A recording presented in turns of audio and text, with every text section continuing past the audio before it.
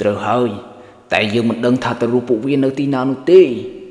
បើសិនជាឯងអាចដឹងឯងឆាប់នាំយើងទៅរੂពួកវាយើងនឹងចាត់ការពួកវាមិនឲ្យសល់ទុំបីតែម្នាក់ឡើយ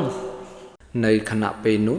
នីដាមបានរៀបរាប់នៅទីកន្លែងរបស់ពពួកខ្មោចនៅក្នុងព្រៃទៅកាន់លោកគ្រូធ្មប់ដែលស្ថិតនៅក្បែរជើងភ្នំនៅក្បែរភូមិបន្ទាប់ពីលោកគ្រូធ្មប់បានដឹងនៅរឿងរ៉ាវទាំងអស់នេះហើយលោកគ្រូធ្មប់ពិតជាសប្បាយចិត្តជាខ្លាំងដោយគាត់មានបំណងចង់ទៅចាប់យកពពួកក្រុមខ្មោចទាំងនោះមកធ្វើជាបរិវាររបស់គាត់